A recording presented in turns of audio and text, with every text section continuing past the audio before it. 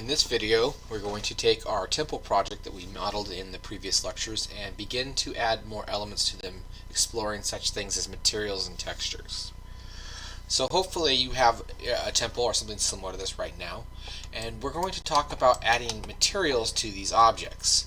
So a material is how an object reacts to light primarily, and it's a holder for many other attributes and nodes. So every object you create in Maya comes with a default Lambert 1 material. Lambert 1 is this gray color here. It's the default material. I don't recommend messing with Lambert 1. It's always good to have a default to fall back to, because whenever you create a new object, it's going to use Lambert 1 to create that object with. And if you do something super fancy that has transparency and all kinds of things going on, it could make things more problematic to deal with. So I always advise leaving Lambert 1 alone.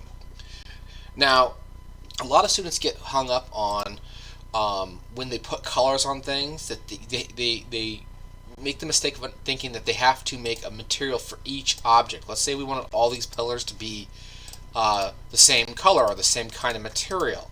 You don't have to do that. You make materials and have the colors be part of those materials, but you don't have to keep making lots of different materials. So we're going to go ahead and kind of go through here together and introduce you guys to materials here. There are quite a few different ways to make materials, but it always begins by generally by selecting something and applying the material to that. You don't have to necessarily do it that way. You can create all the materials first, but I personally find it easier to kind of come through and add the materials on my objects. Now, what I like to do first is I call this process clowning up the temples. I'm just going to put random silly colors on here. It doesn't really matter what they are, and then come back and refine them as I go. So I'm going to talk about all the basics of materials in Maya. These material attributes do carry over into other software at times, but they are different from software, some program to program. And some of these are a little more, let's just say, legacy in this particular case for right now. So let's go ahead and get started on this. So what I'm going to do, just because I haven't done it yet, I'm going to go ahead and, before I add materials, I'm going to create a ground plane. I haven't done that yet. So again, to create objects, we're going to go up to Create, Polygon Primitive, Plane. Now a plane, which we haven't spoken about yet, but hopefully you played with them in the past lectures, is just a 2D plane. It's just a 2D square, and it's just a single click and drag.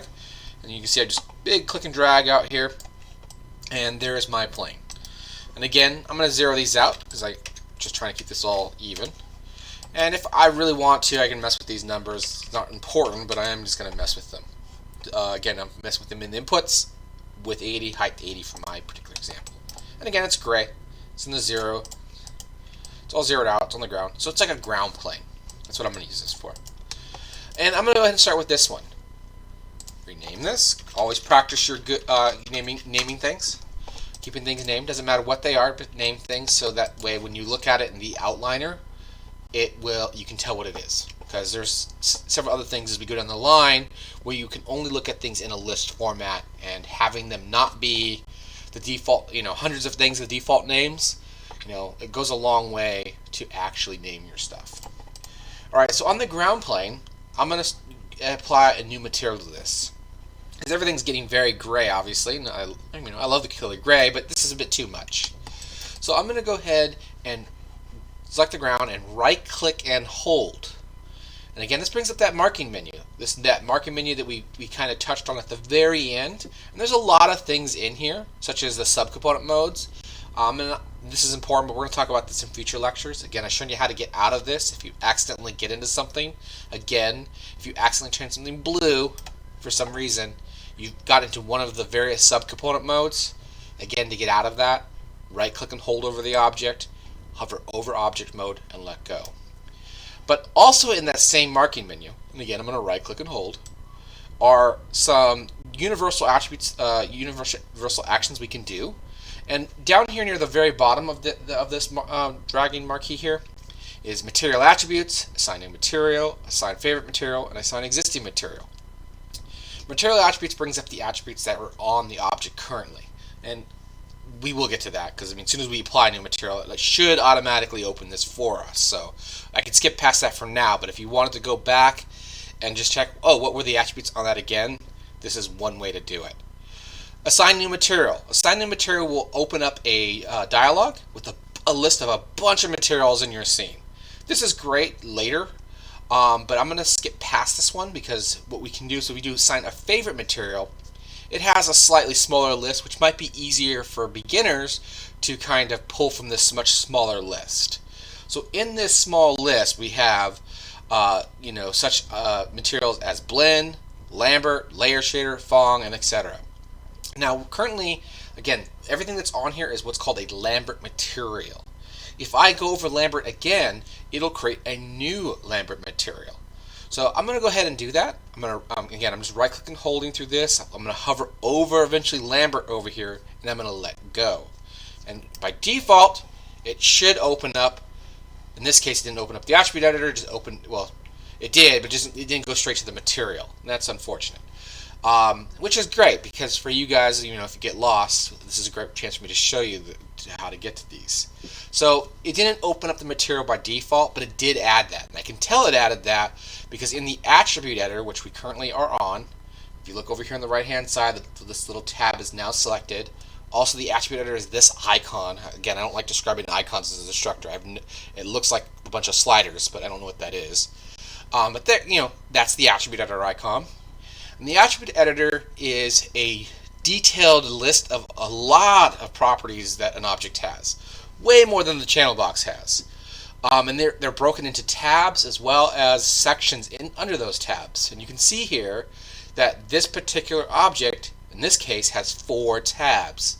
One of them is Lambert 2. Now, that is a material. Lambert, when you see the word Lambert, that's a material. Lambert 2 is the material we just assigned because it went in order. It already had Lambert 1 on it. It made a new one, called it Lambert 2. So if I click right here, that is one way to get to the material attributes. So under the attribute editor, click on the material tab, and then it'll open up the material attributes. Another way to do it is, I'm just going to set up this case. Let's say you're in something else, you don't want to deal with it, you don't want to go to the attribute editor. Sometimes after you start adding in lots of things, there might be many of those tabs in the attribute editor, so maybe you don't want to go through there like that. What you can do is you can right click on an object and scroll down to material attributes, and it will open up the first material on an object, because technically objects can have more than one material. So these are the basic attributes of a material. So I'm going to go down this list, and again, this is an in-depth lecture on materials. Again, this is the kind of course this is. We go over as much as we can. Not everything, but as much as we can. And the first thing here is the name. And again, I'm huge on naming your things. If you see something in a list format, you want to rename your things. I generally type in what I think best should be called. Then maybe I'll add underscore mat for it, just so I can see that it is a material. Because if I do a search for it or name for it, I tend to like to add something to note that what it is. The next thing is just a preview sample of this, and then we come down to a rollout here on the different kinds of materials that you can have. Again, this was already a Lambert, but you can see there's tons of materials on here that we can change this to, even despite the ones that we originally saw. I don't recommend doing that right now, but this is one way to change the materials. Now, every material has a common material rollout attribute section here. This section lists things such as color, transparency, ambient color, incandescence, and so on. Most your objects will have all these attributes. That's why it's called the common material attributes. Now, just for reference for future when I'm talking, this icon or this little swatch box of color here, I refer to this swatch. I don't know if this is the correct term, I just call it swatch. So if you hear me click on this color swatch, I am talking about these little boxes in this area right here. Many of these attributes also have a slider. This is a slider. So if I refer to mess with the slider, this is what I'm referring to right here. And on the very right of the slider, there's this little checker box, and this is the input connection. So when I refer to the input connection, I'm referring to this little checker box that sometimes I will want you to click on. So this is an input connection. Okay, so if you want to change the color of this, it's pretty straightforward. You can click on the color swatch of the color attribute, and it'll open up a dialog based on your computer, and it will have lots of things in here. You have color swatches, some saved color swatch. I have none right now. It has a hue, saturation, value sliders. It has a hue cube thing on the side, and by default, the settings on this are HSV, which stands for hue, saturation, value. But you can change this to be an RGB 0 to 1, an RGB 0 to 255. My background is more of an illustration background, and I like to learn things from more of a, like I said, from the hue, saturation, brightness, or value. So this is exactly what I personally like, but if you want to change this to a different kind of readout, maybe you have the numbers from somewhere in a different, maybe you're being supplied numbers, you could change it if needed this way. So under hue, saturation, and brightness, we can change the hue either using the hue slider right here, which will change the color. This is the chroma, or the color of it. And granted, right now the saturation of this is grayed out, which saturation means it's gray to the purest saturation of the color. So green, if I want it to be super bright green, you can see I can mess with that as well. And then value, brightness is just how between how bright to how dark it is, and you can mess with these three. And honestly, over here on the right hand side, there's the hue cube with a little hue color wheel around it. Same idea. If you want to mess with this instead, they're both the same. So I'm going to make this dull, very dull green color, and these can be changed later, but I'm going to make a very dull green just for this. So again, I call this clowning my temple up. So I'm just going to add random colors in here, and these are going to be placeholders, something very easy to see, and I like to get materials on all my objects before taking to the next step. So let me continue down the properties of these, and then I'll just go ahead and put a bunch of materials on all these objects. So transparency. What's transparency? Transparency is how transparent something is, if you can see through it or not. If I drag the slider left and right, you can see that this changes the value of that particular attribute, and for transparency, this will determine how transparent it is. Now, you can put color in here. Generally, that's for more like advanced rendering techniques with glass, but in the most part, you can probably be fine just leaving this alone. But feel free to change it, the color, but obviously it won't show up too much if you're making things highly transparent. Again, this is grass, ground, so I'm not going to make it transparent. Ambient color. This one's going to be hard to explain with what this current setup is. I will come back to ambient color later, as well as incandescence. Incandescence is a little bit easier to explain. It's just how if it emits a light or tries to emit a false light off the object. So that one's a little harder to explain. In fact, as I'm looking at these, I'm noticing these can be a lot harder to explain without having a light in the scene to really explain what this stuff is. But I'll give my best shot right now, and then I'll come back and retouch on it later. So incandescence is, again, how if something gives off a light, it's a false light in Maya. However, we can set up advanced rendering features to actually make that object give off light using the incandescence value. But by default, it's not going to be on. Bump map. What a bump map is it uses a texture source to fake geometry, like surface detail, and uses the gray and white, the value of a map, or if you have a normal map, you can use a normal map. If you don't know what that is, that's more advanced. We'll get to that later. But you can use a normal map as well to show how light should cast shadows on an object. So it's great for adding like things like surface detail if you want to put like cracks on the ground, things like that. And we will do that this lecture, perhaps the next lecture, but coming up very soon. Diffuse.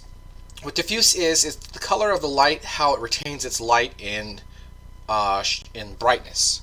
So objects with the high diffuse tend to hold on to their color longer as it gets darker. And things with low diffuse tend to lose their color faster in darkness.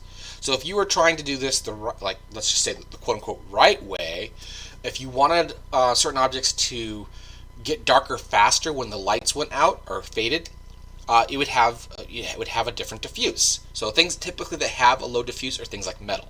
You look at cars, standard cars. They might be a bright red car in the noon, or but as it gets dark, it loses its color very, very fast, as opposed to traffic cones or something like that. They hold onto their color because that's how they're designed. They hold onto their color faster. It's basically what material it is. If this is if you're making props where you might be, especially for film industry, where you don't know exactly how it's going to be used, you would definitely consider these kinds of things. You're not supposed to, it's a dark scene, I'm going to make all the colors darker. You're supposed to try to make everything as if it were in the noonday sun, and then if you had the diffuse right, then when you darkened your light, then it would darken everything appropriately. So you're trying to make everything correct in that sense. But yeah, that's more advanced rendering stuff that can wait.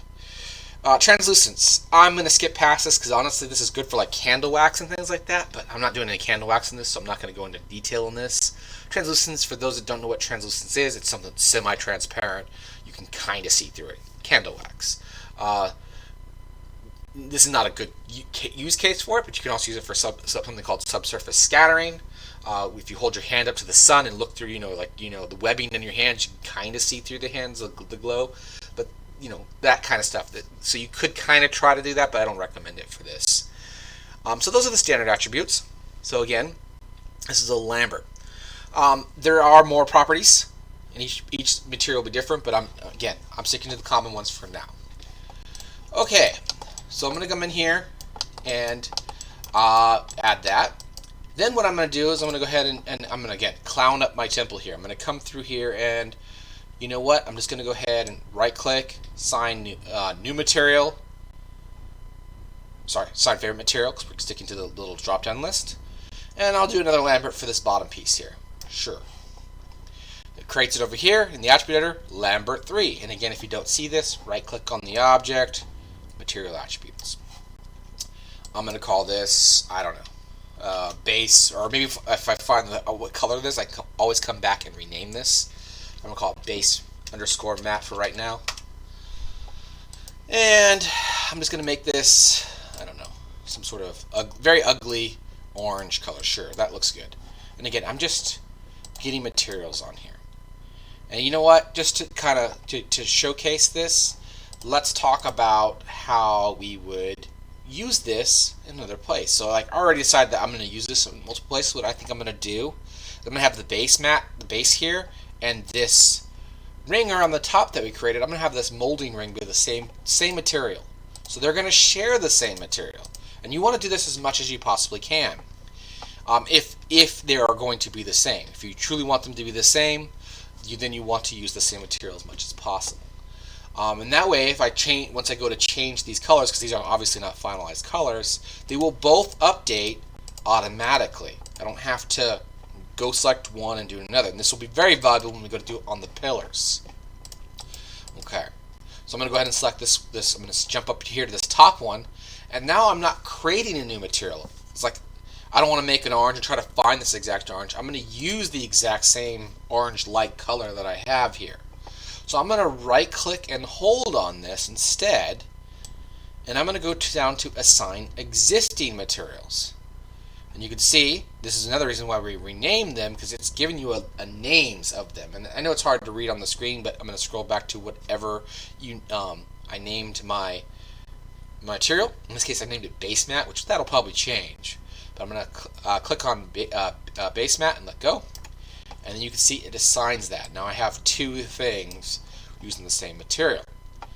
And if I go change either one of these, if I want to change the color, maybe call this molding mat or whatever, or orange mat, or I don't know what to call this. I'll call this trim. I'll call this trim material. I don't know what to call this.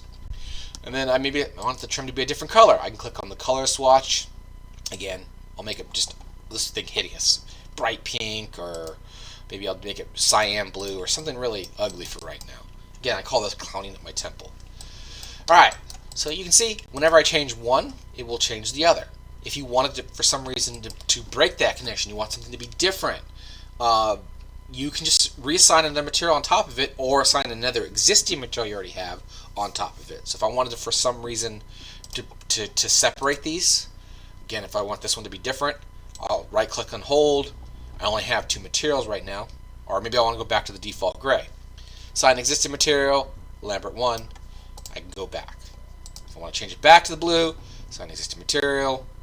I called it trim that in my case. There you go. Alright, so you can see now we're assigning things up. Now I'm going to make all these pillars, for the sake of time, the exact same material, including these little pieces here. Don't forget your previous lessons that you've learned. So for example, we talked about how to select groups on these pillars.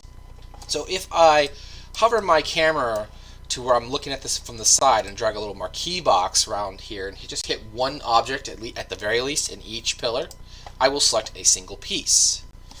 Then remember what we talked about is a group is a simple hierarchy. So if you hit the up arrow on your keyboard, you will move up in that hierarchy. So I hit the up arrow, I grab the entire hierarchy, in this case the group of the pillars. And we can assign, we should be able to assign a material to all these at once. So with all the pieces of the pillar selected, I'm going to go ahead and assign a new material. But I'm going to change it up just a little bit for you guys. I'm going to go ahead and right click on these, and I'm going to assign a different material. Right now we've assigned just a pair of Lamberts of things. I'm going to scroll down to assign favorite material, and I'm going to pick blend. B-L-I-N-N. Blend. So I'm going to click on blend, and it's going to assign, and it's going to look slightly different. If I click off these now, because it assigned it to everything, they're a little bit shiny. So a Lambert is a dull and chalky surface material. And again, that's the one of the primary uses of materials is to determine how light interacts with an object. So Lamberts were dull and chalky, the first two things we created, and the default material is dull and chalky. Blends have a shine to them, and what we call this is a specular highlight. So blends have a specular highlight on them, which means they are somewhat shiny. Typically, I would say blends are mostly used for plastics. However, you can easily make them look like metals. Another material we'll talk about a little bit later is called a phong, P-H-O-N-G, or I'm probably pronouncing that wrong. That I tend to use to start out as metals. However, I will say I think blends are probably more used now. But I'm going to do a phong as well in this lecture, and you can play with it and see which settings you like to mess with more. So a blend has a specular highlight. I typically would say it starts out looking like plastic, but you could make it look like metal. So I'm going to click on the blend, and any one of these pillars will work. I'm going to mess with because they all got the exact same material, which is a good thing. I'm going to click on its material attributes. In this case, I just went to the tab and clicked on the blend tab, and you can see there's my name. I'm going to name it pillar matte. Colors, you can see all these settings are the same. I'm going to make it some obnoxious color. You know, I kind of like my orange, so I'm going to make it orange. There's that orange. And then if we scroll down a little bit past the common material attribute, it has another thing that's already open for us called specular shading. So this is what the Lambert did not have. So blends have specular shading. Now these control how the highlight on an object will behave under the light conditions. So if I zoom in this a little bit and I mess with the eccentricity, it will make the highlight broader or more narrow. So there you go. Specular roll off will increase or decrease I guess the opacity would be the best word here. The opacity of that highlight. The specular color determines the exact color of this. Now, quick tip here, and this is good for painting as well. If you are trying to replicate plastic, it doesn't matter what color the plastic is. All plastics have white highlights. So if you look at some sort of plastic items, they will always, no matter what color the plastic is, white highlight, which is about what it is for default. If you want it to look more metallic, and it depends on a lot of factors, but one key thing is if it is metallic, you can make it look more metallic by having a brighter version of the color that the object is. So in this case, if I wanted to make these look more like metal, like an orange metal, I would make this orange, maybe a little bit darker actually, and then come in and make the specular highlight, the color, a little bit more brighter orange, and most of the time, yes, near white for something, especially polished metal. You can get this much closer to near white, but just having a little bit of the color in there will tend to make it look a little bit more metallic. So that's just a little tip. There's a lot of variations on that, so but give that a shot. Maybe it'll help you on some of the things. See if it helps you things look more like the way you intend. I'm gonna obviously probably eventually go for marble, so I'm just gonna go back to being white on these. Maybe not solid white. Maybe we'll do like a little bit more of a grayish. So I'm just gonna tone these down a little bit, and then turn that back up. All right, so something like that. So that's fine for right now. Again, these are just temp ones anyway. I don't know why I'm wasting so much time on making it look perfect. All right, so we have our pillars here. And the last thing, just to finish this off, I'm going to go ahead and put one more material on this dome, which I'm probably going to change, but just for the sake of showing it to you, I talked about the Fong material. I'm going to go ahead and add a Fong material to the top of this dome. So with the dome selected, I'm going to right-click and hold. Scroll down to assign favorite material, P-H-O-N-G, Fong. Probably pronouncing that wrong too. Let go. And it adds a highlight just like specular. Now, these are all just written. All these shaders are just written by different people. So there's different. Some of them there is some overlap.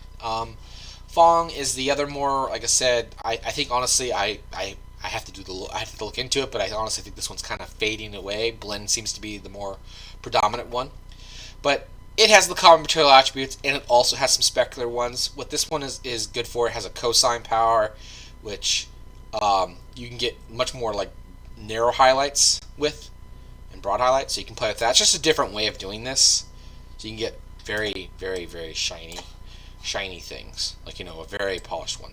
So if you're doing maybe like a high-end like car paint type thing, granted there's shaders now for that, but if you're trying to do that with the base shaders, this would be a great one to try. So cosine power, specularity, and are kind of specular color the best to play with here. And I'm trying to see if I skipped. Yep, I did skip past the property, but they're the same in Fong as well, so that's okay. I forgot to talk about in the blend as well as the Fong. They both have reflectivity and reflective color. Some renderers, which is the way to render out the images into 2D images, pictures, support reflectivity. When that is supported, this property here determines how reflective it is, how much like a mirror it is. By default, it's set to 0.5, right in the middle, which is pretty darn reflective. But yeah, that's the default. So if you're using a render that supports reflectivity, this is how you would increase or decrease that reflectivity. And reflected color will add a tint to that reflectivity. So right now, we probably won't be messing with this anytime in the near future. Maybe future lectures we might, but I doubt. In this particular series we will. So you can probably ignore reflectivity and reflected color. Okay, so those are our basic ones. Again, I have a Fong on here. Call this dome, I guess. Dome _ matte. Again, name your stuff. And I have a basic material now on all my objects. So this is, again, I call this clowning up my temple. Very ugly. Ooh, very ugly. There it is. It's glorious. Now, there's a lot of different directions I can go. Technically, we could come in here and start adding lights. I can mess with the materials more, and I haven't really decided what I want to go with. I think for the case of this lecture, I'm going to add lights, because that way I can start talking about the diffuse in more detail again, as well as the ambient color and materials in some more detail. But it's best to have a light in your scene before we start talking about these things. So I'm going to jump ahead to lights in this lecture, and then we'll come back and I'll talk about how to further manipulate the materials in the next lecture. So let me go ahead and keep moving on. I'm going to go ahead and talk about lights now. So we got some stand-in materials here, and we don't need to finalize our lights, but I want to at least get some lights in here to show you these things. So to create a light, it's actually fairly easy. You go up to the Create menu in the top left, scroll down, click on Create, Lights, and there are several different kinds of lights here. There is ambient light, directional light, point light, spotlight, and so on. The most common light is directional light, which is the second one on this list. Now, if I come up here and I click on directional light and click on it and create, it will create a light. And you're like, okay, where is it? I don't see anything. Well, it's in my outliner. I don't know if you guys saw, because my outliner is open. But what it does, it always creates lights at the origin. Remember, the origin is the very center of this scene. But my temple currently is on top of it, so I can't find it. It's like, oh my god, where is it? So this might be a good case where you tap the 4 key on your keyboard, tap 4, so you can see your object in wireframe, and it's like, oh, there in the center there's these little arrows, and because I have it selected, it's already highlighted green. Those arrows are the directional light. So I'm going to go ahead and use my translate tool because I have the directional light already selected, and bring up the translate arrows, and I'm going to move this just so so it's not on my temple, and switch back to shaded mode with the 5 key. So there's my light right there. This is again just a series of arrows, and I can translate this all I want, and I can't really see what's happening. So again, we kind of talked about our preview of the windows. The 4 is wireframe, 5 is shaded, 6 is with textures. We don't have any textures. But 7, we talked about this last time, 7 is to preview with lights, and it's a preview. It's not 100% accurate, but it's pretty good. Hit 7 with my mouse over this window, and it will start to turn into preview lights. So now we can actually see what these lights were doing, because remember before it was solid black. Now we actually have a light in our scene. It shows something. So there is a light. Now a directional light represents a distant but powerful light source that shines in parallel rays. That's why there's a bunch of arrows. So it represents the sun. It makes a great use of an outdoor light. Generally, you only need one in your scene, but I mean, you can make cases for having multiples for some things. And I probably will, honestly, in future lectures have some those types of setups. But the directional light is usually one of your primary lights, especially if you have an outdoor scene. So because it represents a distant and powerful light source that casts parallel rays of light, its position doesn't matter in the world. I can move this all around. It doesn't care about that at all. If I scale it, hit the R key for the scale tool, and I scale up or down the icon, it will make the arrows bigger or smaller, but it does not actually affect the light in this particular case, but it does make the icon bigger. So if you're having a hard time grabbing it, maybe you might want to scale it up a bit. It's not a big deal, so that way it's just bigger and easier to see. And you don't have to worry about this like rendering when we get to rendering. This is just a gizmo that just shows you the light. You can click on it and it doesn't do anything other than give you the properties of the light. So you don't have to worry about this actually rendering. So scale doesn't do anything other than make the icon bigger. All that matters with the directional light when it comes to terms of making light is the rotation tool.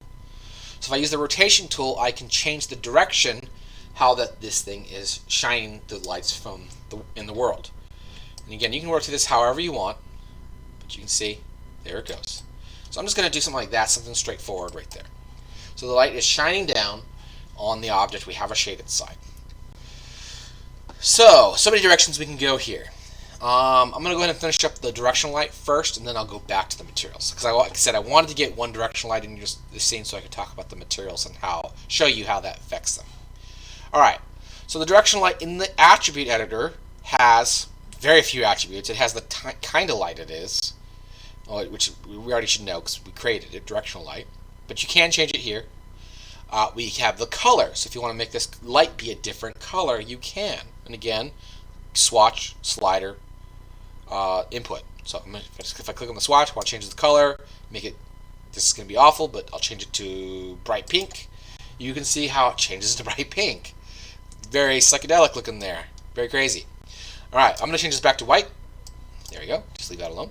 Intensity. How intense is this light? How bright is this light? This is a pretty powerful attribute in terms of, how much light it puts out. It does not take much to make this thing look like it's like on like Mercury right in front of the sun or something. It's very powerful. And also, well, I'll talk about that one later. But you can mess with these numbers even beyond. So like this slider went up to 10. If I really wanted to, if I come in here and type this number higher, it will increase it. It's not a good idea, but I'll do it anyway. 100, and boom, now the slider will even go even further. You can overwrite these numbers even beyond the default settings. So that's way strange, but I'm going to set this back to 1, and that's good enough. The rest of these checkmarks, these are for very specific things. I don't see us needing these anytime in the near future. But I mean, yeah, we could play with those. And I'll come back to the rest of the properties that I think we need here later. But let's, I just wanted to show the basic ones, and then we'll move on. All right, so now that I have a light, I feel like I can talk about some of these material attributes that I had to skip, over here. So again, I kind of talked about diffuse. I explained it at least, but let me show it in practice. So if I reduce the diffuse, you can see that this will look like it's getting darker, because it will be, because it's losing its color faster. So this is what it would look, this is how, if you were trying to set something up, you would imagine this is the noonday sun, this is what it would look like, and that's what you would want. You would try to get, if you try to get more physical based rendering, granted there's better ways of doing that, but this is how you would kind of do this back before they actually came out with those kinds of shaders. You would adjust the diffuse value, and this is still used in a lot of software. So generally, you might have a bright color, but you might have a lower diffuse. Because this what it would do is it would retain this color. This color would be more like this color despite lights and darks. If it got really, really bright, it would be closer to this color. But if this diffuse was high, that color would shift very quickly based on whatever your light properties were. All right, so that's an example of diffuse. So this is now a little more metallic of a dome. Ambient color. So an ambient color, what that is, or sometimes referred to the ambient shade by some folks, is how the dark side of an object shows its color. So I mean, it's understandable they just go white and black when they do defaults here, but ambient color with solid black is probably a bit rough. I mean, that's really dark. Nothing in the real world goes that dark. There's usually some sort of bounce light that affects them, or something that affects the so it's not this intense.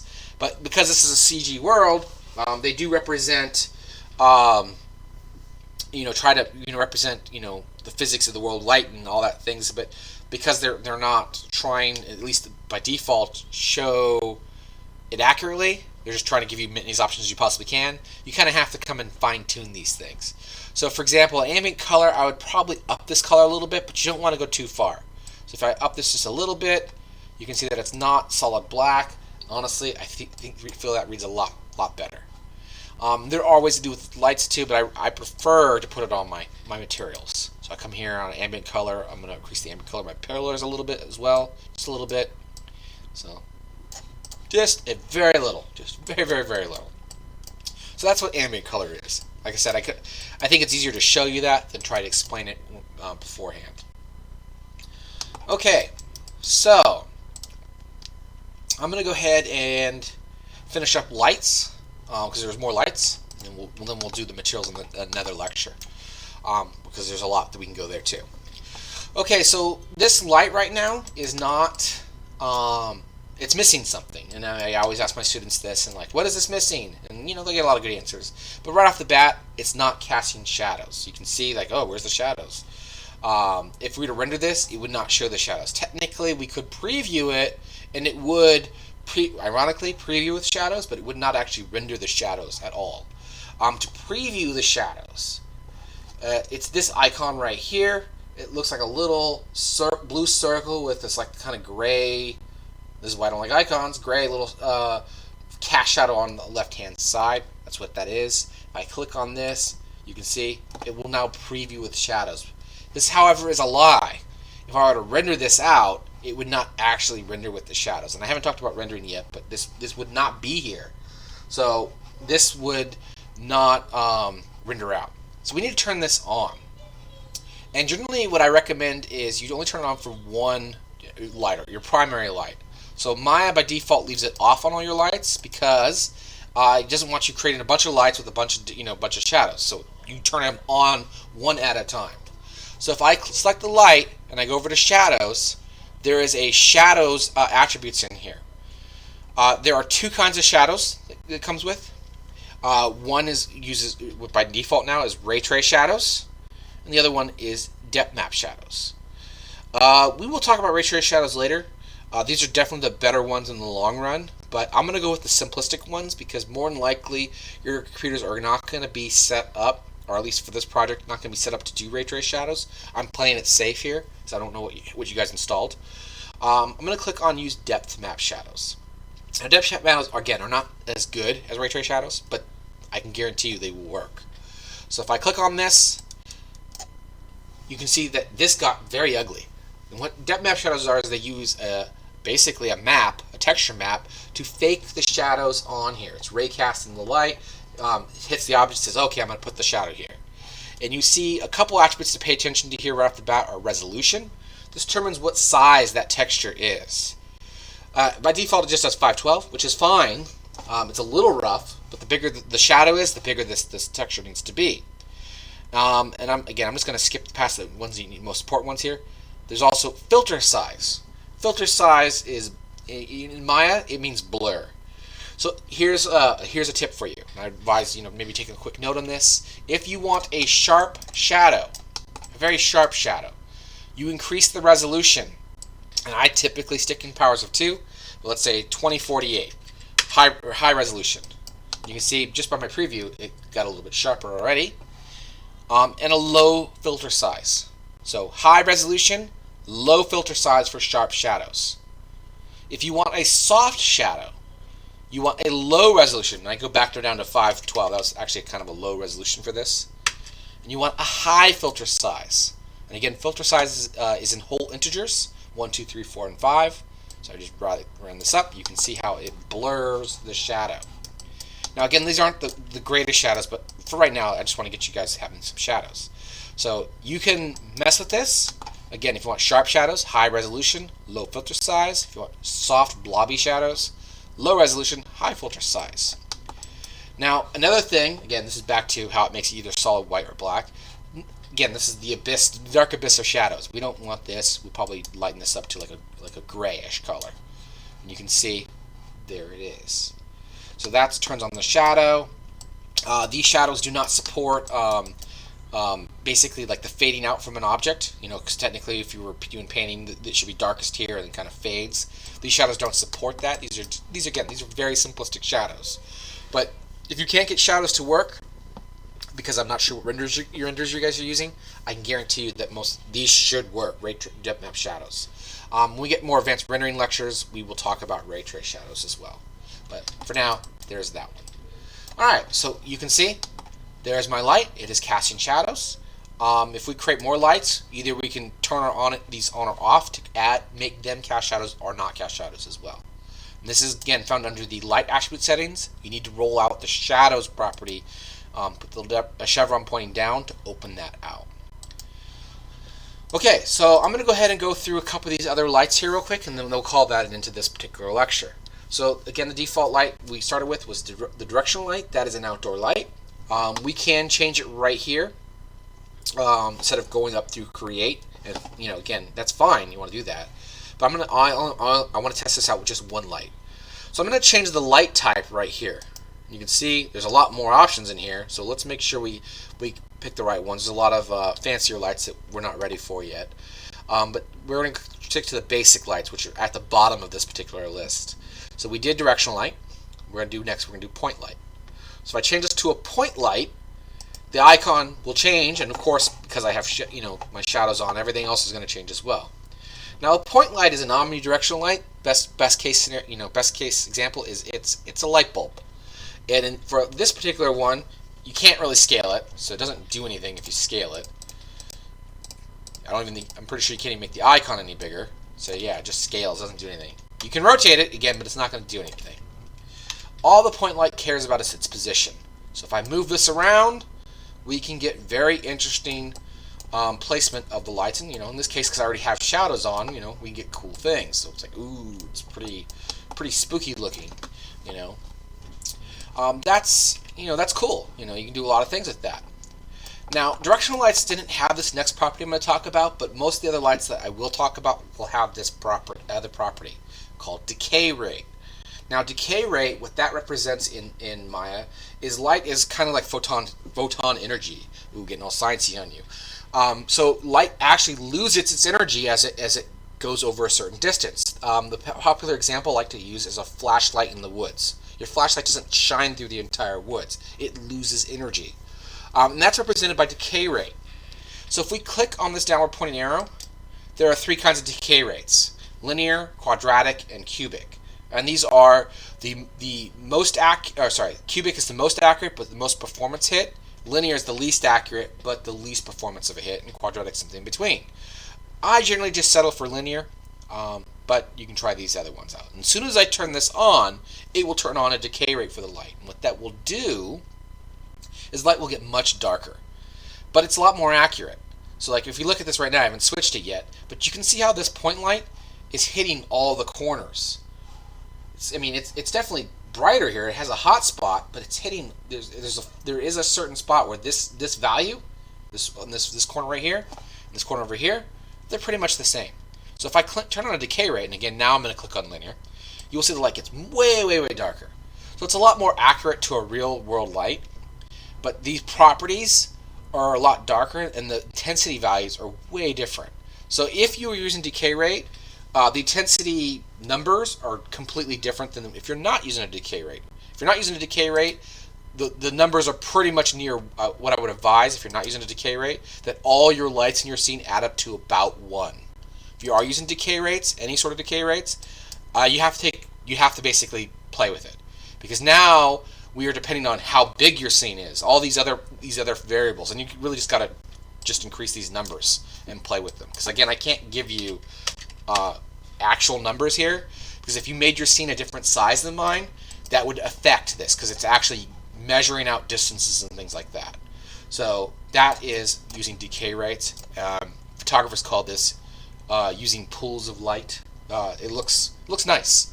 If you're doing trying to do a very moody noir scene or something like that, you could do some really nice effects with that. So that's decay rate. All right. Most of the other lights, if I recall, they all should have decay rate. I'm going to go ahead and turn this back off, which is going to make my scene go really, really bright because my intensity is set to 30. Boom. Change that back to 1. So decay rates are pretty cool. All right. So next light on here in this list is I'm going to go spotlight. Now a spotlight is a cone light. Think theater lights or the flashlight. This is a flashlight. So if I move this using the translate tool, again the W key for translate, it actually does care about your position just like the point light. It also cares about your rotation, just like the directional light.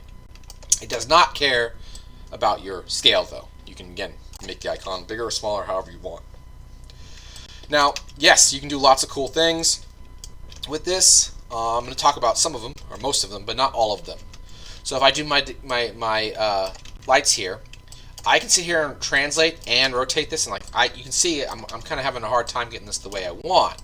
So Maya actually introduced a brand new tool, not brand new, but another tool for this. If I tap the T key on my keyboard, T, it opens up your double transforms, and you can see now I have 2 sets of arrows. One of these arrows is the light. One of the other sets of the arrows is the target of the light. So if I want to target a specific spot, I can move the target, or I can move the light. And I find this a lot easier to work with this particular light, so you can give that a shot. And when you're done with this particular tool, you can just exit this tool by tapping any one of your other transform tools. I usually just hit the W key to get back to the translate transform. Okay, so that is the T key with the spotlight. Let's talk about some of its properties. Color's the same, intensity is the same, decay rate's the same as the previous ones, discussed ones. The new ones here are cone angle. The cone angle, if I increase the cone angle, it will increase the size of open or close the light, the barnyard doors or something. I can't remember the exact theater term they use, but the doors on the light right there, that's that. Penumbra, that's again more fancy words. That's where light meets darkness. This is a penumbra, where you meet where the light and the dark meet. So set to 0, it's a hard transition. It's either light or dark. If you change this number away from 0, change this away from 0, then you will be feathering or blurring between the two. And honestly, it's the same, exact same as whether you want to feather in darkness into the light or the lightness to fade into the dark. So just drag this slider and move it away from 1, and you will see it begin to soften. And negative has the darkness come into the light. If I do positive, the light goes into the darkness. So honestly, pretty much the same thing. You can overstack these numbers again, overtype these numbers, all these numbers. You might get weird results on some properties, but you can do that. Alright, so that's penumbra angle. Drop off. This is a great property, especially for animators, or if you want the light to drop off, fade in its direction. You can kind of fade it in and out the entire light. So if you want to animate a light turning on, you can, instead of messing with the intensity, or you could mess with the intensity as well, maybe mess with the drop off so it kind of grows and animates on and off, kind of like that. A lot of these things can be, most of these things can be animated. So drop off is a great way to play with that as well. Alright, a couple more lights to mess with here, and then I'm going to go ahead and call this lecture. So next light on this list is we have the, I'm going to talk about the, can't find it, the area light. The area light is great for representing large light sources. This is the area light, especially non-uniform light sources. It cares about its translation. So you can see there's its translation. If I move this closer to the ground, you can kind of barely see it. And right off the bat, it's a square, and it actually paves the square. So this is great for like making windows or like ceiling incandescent lights or any sort of square-shaped light sources. So this is great for that. And if I scale this up, this is the only light I can think of off the top of my head that where the scale actually affects the size of the light. Turn the intensity up a little bit too, so you can see a little better. So you can see scale and rotation also matters. So this one actually cares about all three transforms: translate, rotate, and scale. And beyond that, it's pretty much the same as the other ones. Nothing else special after that. So this one does have some unique attributes beyond that. So other than the size. Okay. Now I'm going to go ahead and switch this back to directional, and then I'm going to create the very last slide I'm going to show you. Alright, let me get these all changed back. Let me make this set up. So I'm going to make a directional light. I'm going to put it to 1. I'm going to make my scene a little bit darker actually overall. Alright, for example, let's just say, this is actually not very dark, but let's just say I've created a scene, I have the lights the way I want them, but overall I think the whole scene is a little bit too bright or too dark. The last light that I'm going to show you is a light you would come in after you've got your lighting set up, and generally like when you say, you know what, I like all these things, I just want to make everything a little bit brighter, a little bit darker. So instead of trying to mess with multiple lights to get them overall to all be a little bit brighter, you can just add one light to affect that, and that's called the ambient light. That is found again under Create, Light, Ambient Light. Now, I'm going to say this again, an ambient light is not a primary light. Because what this light does is it casts light in every nook and cranny of your scene.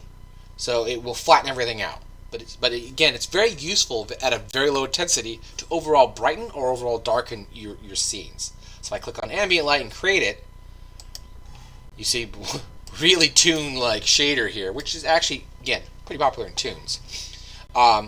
It's very bright. So a lot of students, oh, it's so bright now, I can see everything. Yes, you can. That's the whole point of an ambient light. But again, we don't want to use it such a high intensity. It's like 0.1 or even less than this probably. I can overall make the whole thing a little brighter. And you can see it's kind of flattening everything out. Even at 0.1, it's flattening everything out. It's very toon-like. So if you want to go for a more cartoony look, yes, but again, use this very, very conservatively. Very, very, very, very small numbers. And with all lights, you can actually make these numbers negative values. So if you want the thing to be a little bit darker, I can come in here and type this to be negative, for example. Woo, see? Very, very small numbers. I'm going to do 0, 1. I made the whole scene a little bit darker. So you can do that. And you can do this with the other lights too, though it's kind of trippy. But I'm sure you could do something with that for those students that like to give that a shot. If I go back here to create light, just for this example, I'm going to create a point light.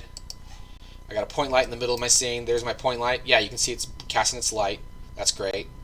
But if I change this light to be a negative value just to showcase this, we can create, I don't know, beams of darkness or something. You can have lights suck away light because it's a digital world. We do a lot of fun things with that, so you can do that.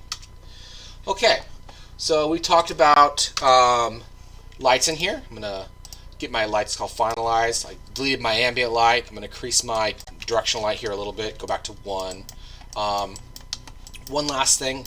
I don't know if on my screen I can't have you replicate this, but if you see things like this, this is a bias issue on the lights. So whatever light's cast in the shadows, that will, that might render, that might not. I'm not going to actually click on render to find out, but if you do have weird jaggedy things when you get to the rendering, you can click on shadows and increase the bias a little bit, and that might help. Nope, didn't help with that. So it might not. This might be just a preview thing, so I'm not going to worry about it right now. But I do want to talk about that. If you see like triangulation on your shadows, sometimes that's a bias. What that do is it's the light and the shadows are being rendered underneath an object. So try to increase the bias a little bit, and that might help. In my case, it's probably just a render issue on the preview. So we'll find out later, because I'm not going to change this light. I'm going to leave this light alone for right now. And then when we come back next lecture, we're going to be talking about the materials and the attributes of the materials in more detail. So basic materials and lights here. Hopefully you enjoyed that. I'll see you all next time. Thank you.